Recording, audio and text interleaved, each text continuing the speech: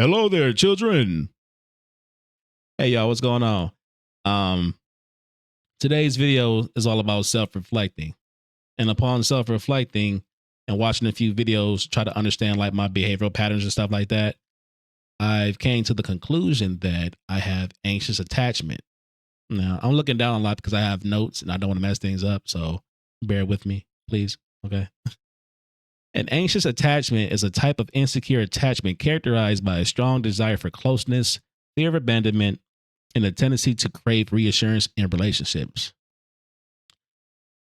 I got that bad, y'all.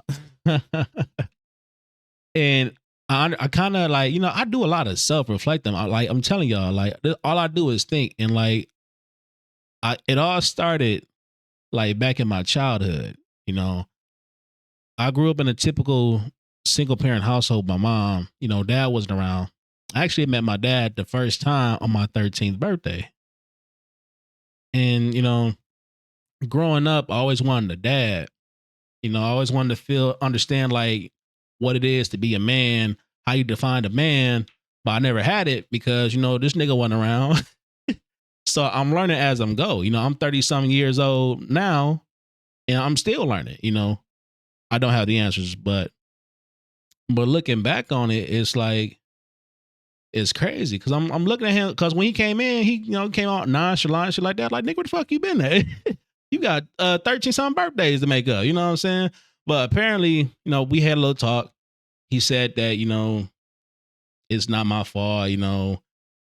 He was young. Apparently, my mom had me when she was like real young, so I'm not gonna expose or anything like that on here. But he was young. He was still a kid, and then like he moved to like Indiana or some shit like that with his parents, and like he never like got the chance to like meet me and stuff like that.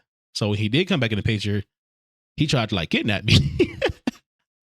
Like dead ass. He said, like, you want to live with me? I said, nigga, I don't know you.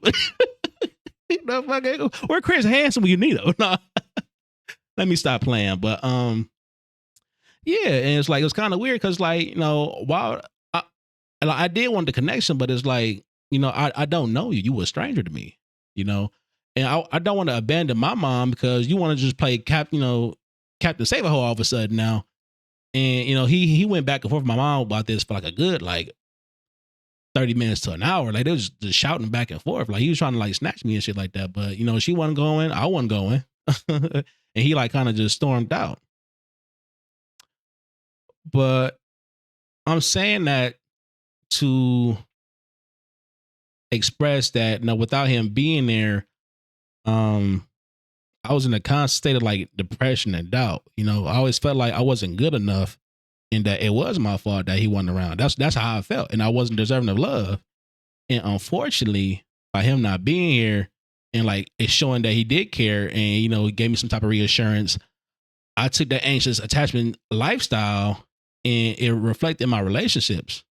Now, let me see. I've always had a sense to be like wanted and desired, but it got to the point to where like I overperformed a lot in my relationships. Like I would constantly like love bomb. Like I love you every day type shit, which, that's normal to some people, but it's like when you say I love you to a motherfucker that is like I'm for sure about you, it's like kind of like, all right, like thank you, you know what I'm saying? Like, But I would constantly bend over backwards for people. And I would center my partner's needs before my own. Like it wasn't a day and time that, I will make sure that they good, but I will never make sure that I'm good. And because of that, my health declined, my mental state went down, my pockets went down. Like it gets real deeps around here. And like, I'm gonna have like stories like regarding my relationships and stuff like that down the line and stuff like that. If y'all interested in like learning and like hearing that shit. But at the time while I was doing all that overperforming, it didn't matter because I wanted to be like loved and desired that bad to where like I would do whatever it takes to like try to get that reassurance from them. But a lot of times I didn't receive it because they wasn't looking for that type of love back. You know what I'm saying? I guess I was meeting the wrong like women and stuff like that too. Like which my choices of women is very questionable. Like I don't like hoes. I think I just like hoes that's going through the same shit I'm going through. Or something, nigga. I don't know. But like I said before, my mental health was declining. You know, I was constantly spending money and shit like that too. Like I damn near like went broke, like trying to like please a woman and shit like that. Like I'm not gonna lie, y'all. Like I'm not ashamed to admit it. I did some simp sucker shit. I understand. It's my fault. I've learned. I damn near like blew out my savings and shit like that too, though. So it's like, and looking back on it now, I wasn't doing it out of love, but I was doing it out of fear, you know? I was afraid to lose them, and I didn't want to feel like, well, if I'm not like giving them something, I'm therefore undesirable, and I don't want to be abandoned again. You know, I was getting all these relationships, but it was always kind of like out of fear, because it's like, you know, it's nice that I finally got something. You know, I'm trying to hold on to it, type shit. You know, but I wanted to feel like I was needed, and I wanted to fill that void that I never received from my father. And looking back on it, it was very selfish, because I wasn't doing it out of love. I was doing it out of, you know, just trying to keep the motherfucker, because I never received it growing up. So I'm trying to do it to fix my own insecurities. And it wasn't fair to them, because I was giving them my true self. I was giving a version of me that I thought they wanted. That's not fair to nobody either. The worst thing y'all can do if you're an anxious attachment is get into a relationship with an avoidant attachment person. Lord have mercy. You about to go through some hoops from her with that motherfucker, boy.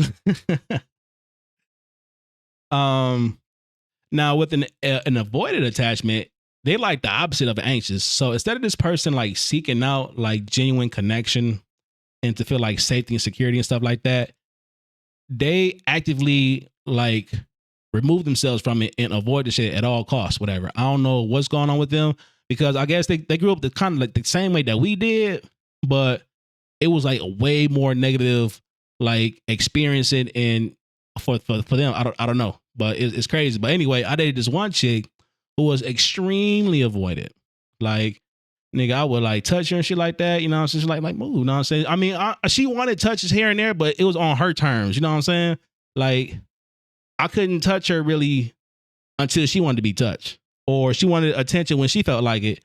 But I would always like try to make sure I put her needs first, but she never like took the time out her day to like make sure I was good, type shit.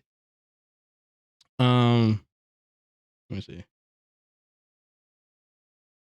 And I was constantly like trying to prove my worth to her too. Like, I'm looking back, it's kind of sick on it. It's kind of sick, to be honest with you, because like I was constantly trying to like push. Like, you know, I am something. I'm worthy of something. You know, I will do this for you. I'll do that for you. I'll show up for you. I will like, I'm committed to you, type shit. But the whole time I wasn't like getting that kind of love back. So at some point I was starting to feel like resentment towards her, because it's like, okay, when is it my turn? You know what I'm saying? I'm giving you all this love and attention, all this affection, but I can't get nothing back. Really? And this was going on for about a year or so. It didn't matter how much I shared, how much I cared, my feelings and my effort, it was all dismissed, because they are very selfish people. Like the avoidance, like they do everything for self. And if you don't align with they method, you can kick rocks. But man,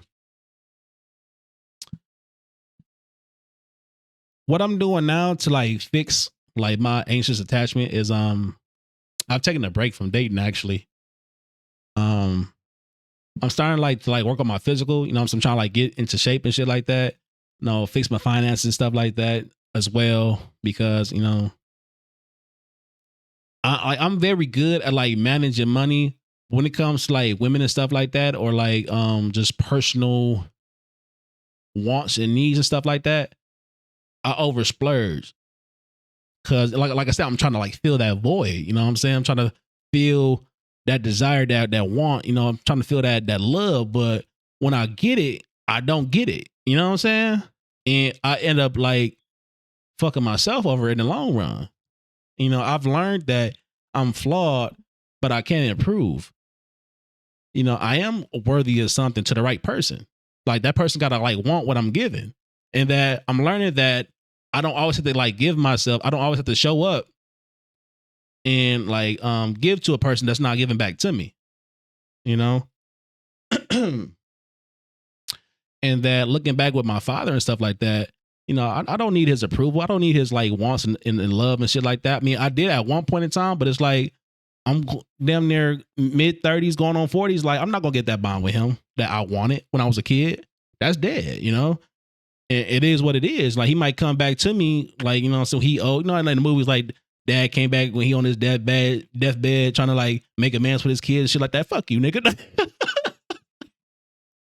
No, I'm just playing. But a little serious on that. But, no, but you understand what I'm saying. It's just that you had your chance with me, fam. Like, any event that, it was a time where, like, I tried to, like, get back in contact with him, like, through Facebook. This was back when I was in my mid-20s. I found him on Facebook, sent him a message like, hey, man, let's catch back up. This nigga blocked me. He outright ignored my shit. I guess he was under the impression that I was trying to get, like, back child support or something, like, through my mom. And my only reason why I got in contact with him because my mom wanted me to get in contact with him. But it's like, no, nigga, it's me. You know what I'm saying? I can't get that child support money. That's going back to the government. She can't get that shit. No, I'm here for you. But no, he wasn't trying to hear that. And it's like, when you got somebody like that, like that don't want to be bothered with you, fam, like just move on, man. It ain't worth it. He wasn't worth all that. And it sucks too. I also wanted to like bring up that a point to where like you ever seen that episode of Fresh Prince of Bel-Air where like Will like got back in contact with his dad or whatever? That's probably like my favorite episode right there. Man, I cry every time when I see that episode, man, because he was talking about when he get kids, this, that, and the third. Woo, he gonna do this, he gonna do that, and fuck dad, stuff like that. And then he just broke down to like Uncle Phil, like like why don't he want me, man? You know what I'm saying? I bring up some past trauma when I when I watched that episode. But it's like I totally agree with what Will said because like in the event that I don't have kids myself right now. But in the event that I do decide to have kids, sky's the limit. I'm getting all kind of like love and affection to the point they're gonna be sick of me. I'm gonna be showing up every day. I'm gonna overperform for my kids. You best believe that. I'm gonna show up for every little league football tournament. You know what I'm saying? But if I got a daughter, she want to do ballerina. You want to do ballerina? Shit, we can do that. I'll put a tutu on for you. I'll put a tutu on for you. You know what I'm saying? I do all that. I'm just gonna make sure that I'm involved and I make time for them, and I'm gonna show them that they are important, that they do matter, because we need like more fathers in these kids' lives. You most definitely do.